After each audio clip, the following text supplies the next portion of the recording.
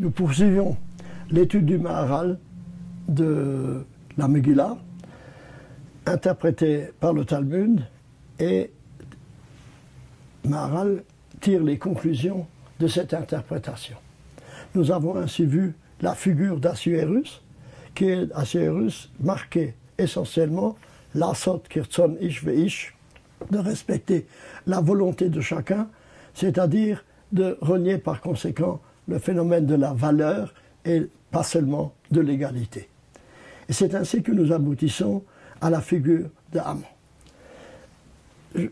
Soulignons par là et disons que si Haman représente véritablement la volonté de destruction du peuple juif, c'est-à-dire qu'il est le rachat, il est le méchant qui veut supprimer effectivement cette vocation particulière du peuple juif qu'il saisit très bien, mais dont il veut absolument la solution finale, la destruction.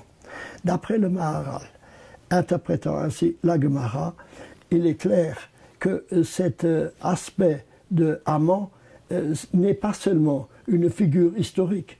Au-delà de sa personne, eh bien, la figure de Haman est aussi l'expression d'une force spirituelle qui règne dans le monde, comme celle d'Assuérus et comme celle de Mordechai, qui ont évidemment une densité historique, mais qui par-delà cette densité historique représente, comme nous l'avons d'ailleurs déjà vu pour les empires, une certaine force spirituelle qui règne dans le monde. S'il en est ainsi, à ce moment-là, on doit trouver, en ce qui concerne ces personnages, une certaine allusion dans la Torah, puisque la Torah elle-même est une description de l'humain.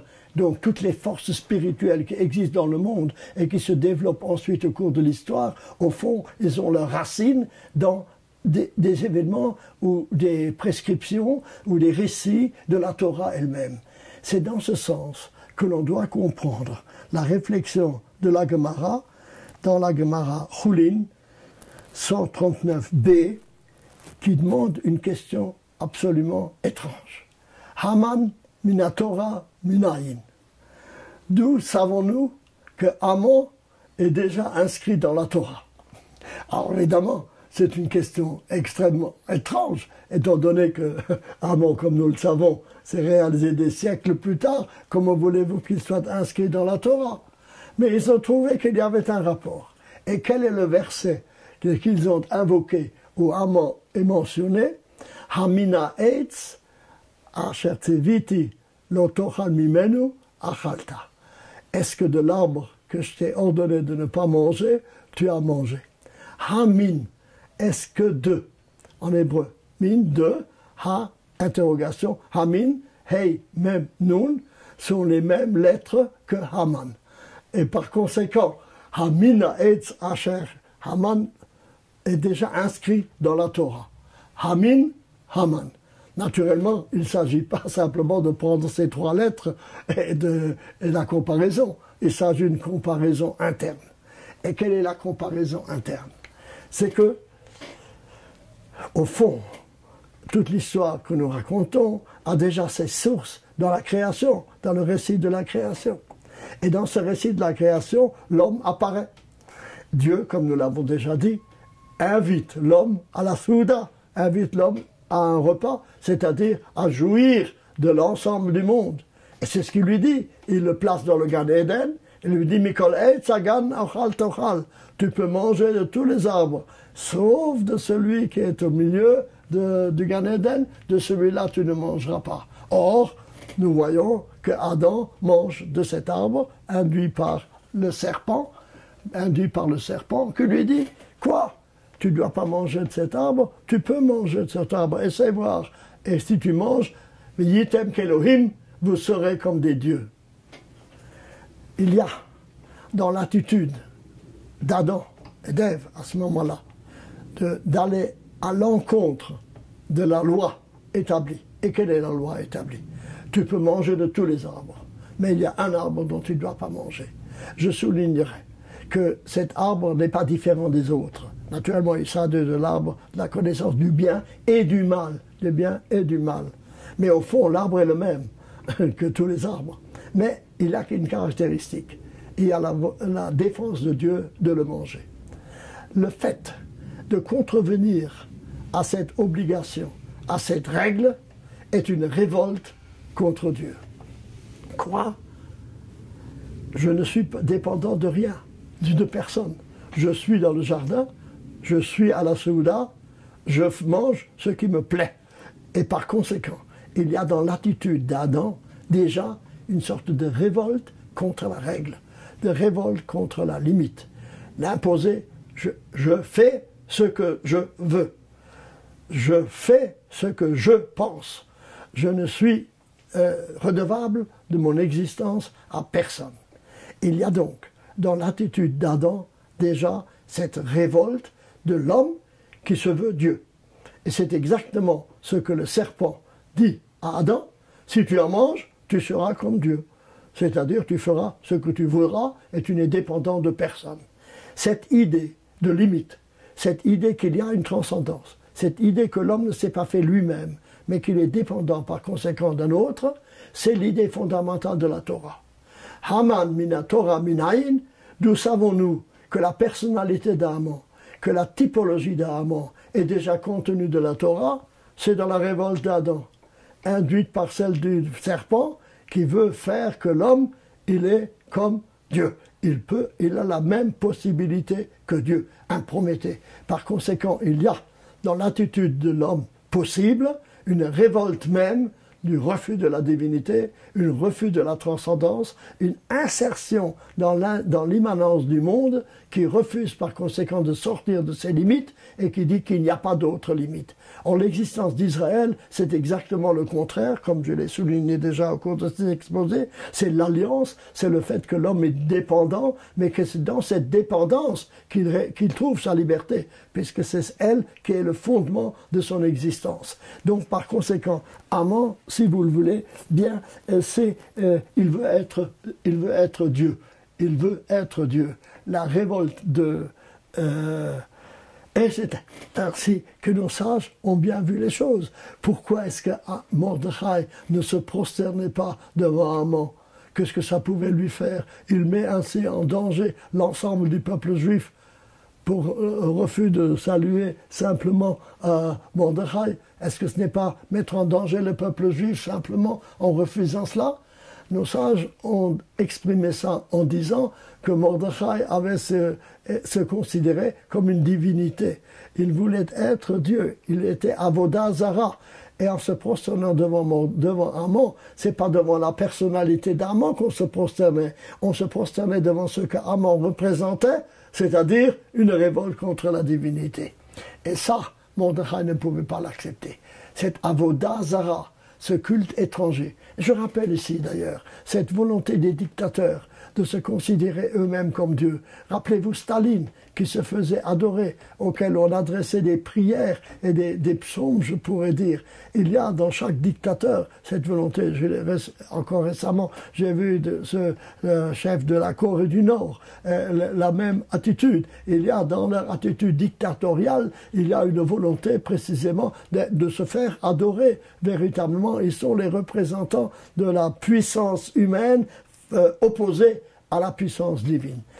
La réalité juive est celle, au contraire, d'une collaboration entre l'humain et le divin, l'humain réalisant le projet de Dieu pour la création, c'est cela même qui est Israël, et par conséquent, c'est la volonté de river l'humain à la transcendance en essayant, en montrant que dans ce dépassement, l'homme véritablement devient ce qu'il peut être, alors qu'au contraire, il s'anéantit, qu'il se coupe de la réalité de son existence.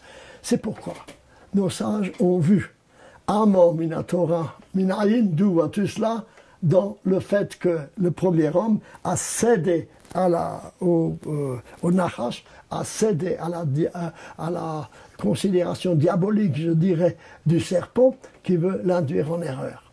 Et cela, nos sages l'ont exprimé d'une façon tout à fait remarquable dans le Talmud, et le Maharal reprend d'une façon tout à fait originale cette explication. Voici. Rav Nachman, c'est dans le traité Megillah, page 11a.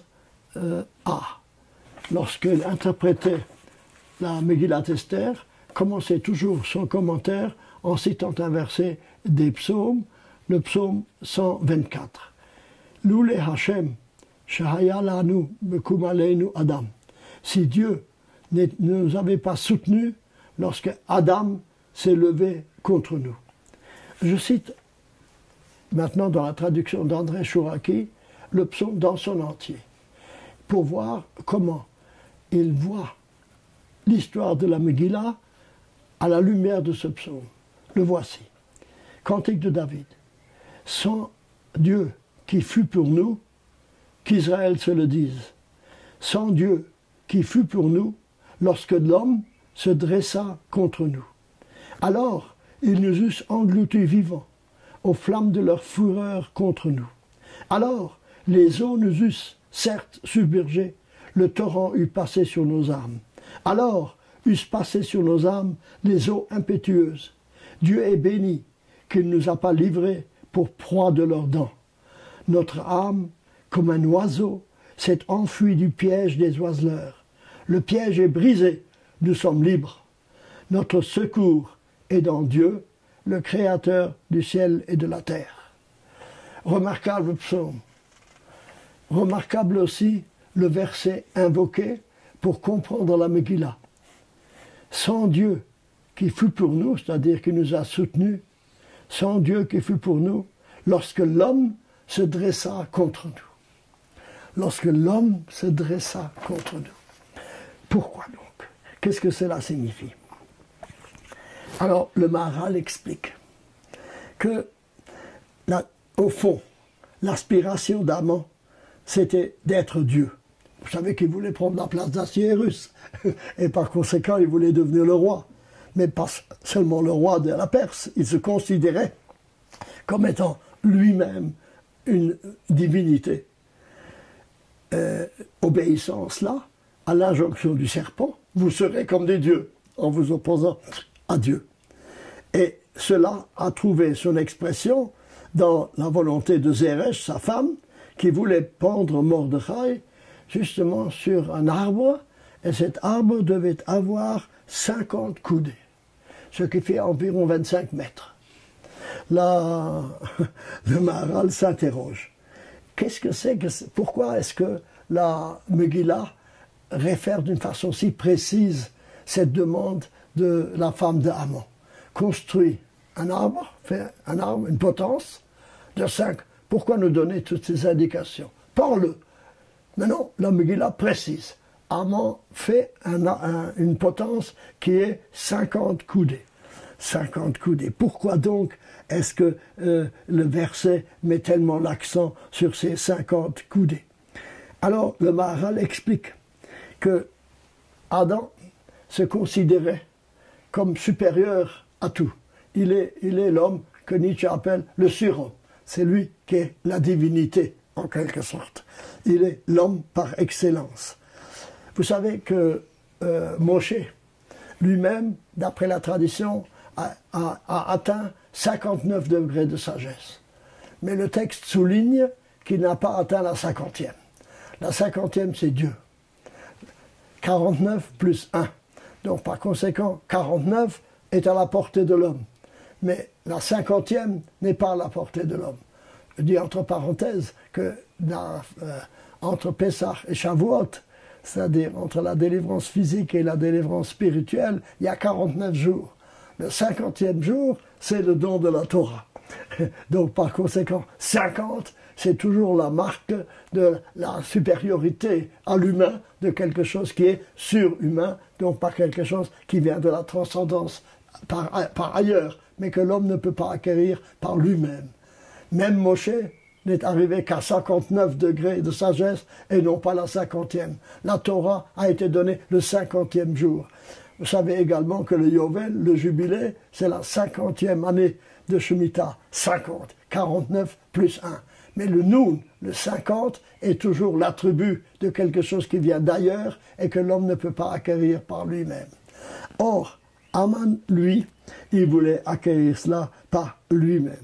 Il voulait que la 50e porte lui soit ouverte également par lui-même. Et c'est pourquoi, d'après le Maharal, le nom de Haman indique cela par allusion. En effet, Adam, Aleph, Dalet Mem, dans la Gematria, c'est-à-dire dans la valeur des lettres qui le composent, c'est 45. Adam, c'est 45. Aleph, Dalet Mem, 1, 4, 40, 45. Adam est donc 45. C'est d'ailleurs, entre parenthèses, soit dit, également la Gematria de Ma, Mem, Hei, quoi? Qu'est-ce que c'est que l'homme? L'homme est une interrogation. Ma, qu'est-ce que c'est? Il n'est pas entièrement défini. Il a à devenir, il a à devenir, il a à se dépasser lui-même, il a à devenir autre chose. Haman estimait que lui était déjà arrivé à la 50e. Regardez, le mot Haman est composé de Hei et de Mem, ça fait 45, mais à cela il ajoute un Nun, le 50. C'est-à-dire il ne se suffisait pas du Hei Mem d'être Adam, un homme, il voulait arriver jusqu'à la 50e. Et c'est pourquoi elle lui a dit de faire une potence de 50 coudées pour bien montrer que ta supériorité sur Mordechai, qui est un homme, mais toi tu es Haman, tu es une divinité. Et d'après le Maharal, ceci est une allusion pour nous montrer que déjà dans le nom, il voulait être, donc par conséquent, lui, opposé à Dieu en quelque sorte, il voulait être également Dieu. Est-ce que tu as mangé de l'arbre de la connaissance du bien et du mal? Oui, il en a mangé, il était se révolter, et c'est pourquoi il était le symbole, la typologie dans la Megillah de celui qui veut être, s'opposer à Dieu. Au fond, toute la technologie moderne, tout l'effort de l'homme de ne pas limiter son effort, d'aller jusqu'au bout de ses possibilités, c'est de refuser donc de l'arbre qui est au bord, de refuser de se limiter et de ne connaître, je dirais aujourd'hui, qu'une croissance qui n'a pas de limite. Or, l'homme n'est pas né pour une croissance qui n'a pas de limite. La limite, c'est la chose essentielle. La Torah, essentiellement, c'est le fait que l'homme n'est pas l'opposé de Dieu, mais qu'il y a une collaboration entre l'homme et le divin. C'est le sens de l'alliance entre Dieu et le peuple d'Israël, et par conséquent, cette alliance n'est pas une opposition entre Dieu et l'homme.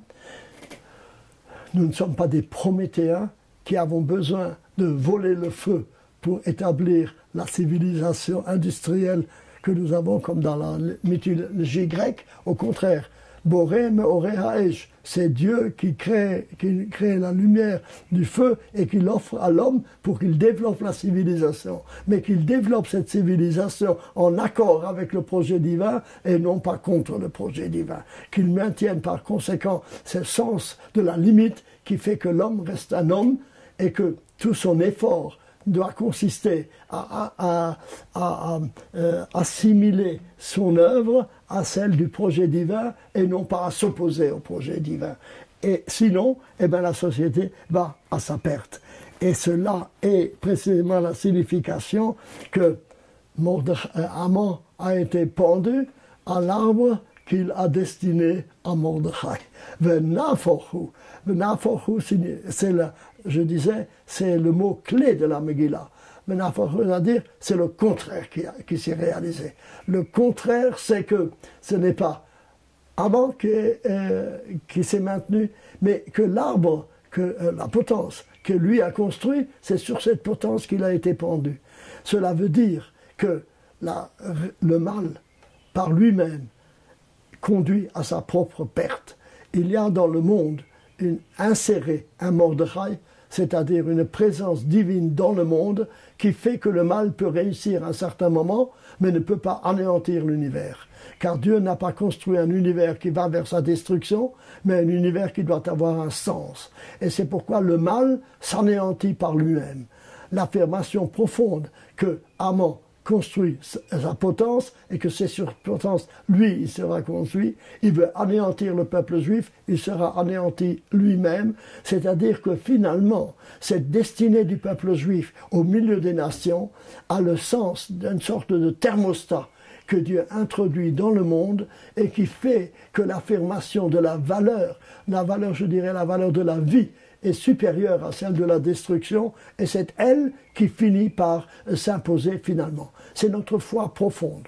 Et c'est pourquoi le cours précédent que nous avons donné, où le Maharal montre que l'histoire de Purim s'insère dans une vision messianique du monde, et que l'ensemble de l'opposition d'Israël et des nations n'est pas une confrontation stérile, mais est une confrontation qui veut parvenir à la création de l'homme réel, c'est-à-dire d'un homme qui accomplit le projet de Dieu et non pas voit dans sa supériorité sur le monde ambiant comme une opposition à la divinité, mais au contraire une obéissance à la loi. Le fait de se limiter fait que l'homme se dépasse et acquiert dans cette limité autre chose.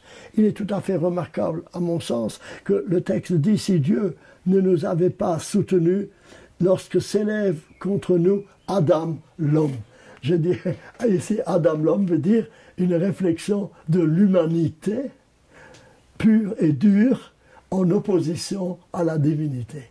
L'affirmation du judaïsme est fondamentale, à savoir, comme je l'ai dit, que l'homme n'est pas l'opposé de Dieu, que Dieu n'est pas l'opposé de l'homme, qu'il n'y a pas là une confrontation, mais au contraire, il y a une alliance.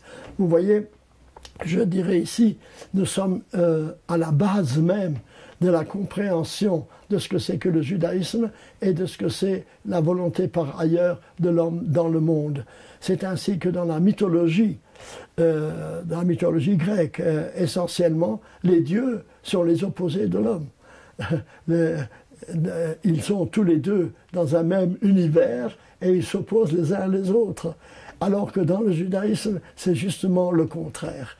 Le contraire, à savoir qu'il y a une alliance entre Dieu et l'homme pour que le monde ait véritablement un sens. Il me semble qu'il faut voir l'ensemble du commentaire du Maharal sur la Megillah dans cette idée-là, à savoir que la destinée du peuple juif et son opposition aussi à une violence de l'humain dans le monde, eh bien, s'insère dans l'histoire générale. Je l'ai déjà dit, mais je crois qu'il faut le répéter, la destinée juive n'est pas simplement une destinée du judaïsme, c'est la destinée de l'humanité. C'est ainsi que la fête de Purim rejoint cette aspiration profonde du peuple juif à avoir une vision messianique, à savoir que l'homme doit aboutir et faire réussir le projet de Dieu pour sa création, d'où la grande joie de Purim qui fait que lorsque nous sommes sauvés, c'est un aspect de l'humain qui est sauvé. C'est un aspect de l'humain et aujourd'hui, comme hier, la présence du peuple juif est précisément l'affirmation que l'humain ne doit pas céder à la barbarie et que si l'homme n'est que l'homme, alors il est une bête et qui veut faire la bête, que l'homme est ainsi condamné s'il veut être autre chose qu'un homme à être une bête. Et c'est pourquoi que le Maharal voit le destin du peuple juif comme celui de la réussite de l'humanité, d'où la grande joie de Purim que nous fêtons donc par conséquent avec toutes les mitzvot relatives à la fête de Purim et montre comment le Maharal insère cette histoire de Purim dans l'histoire générale de l'humanité.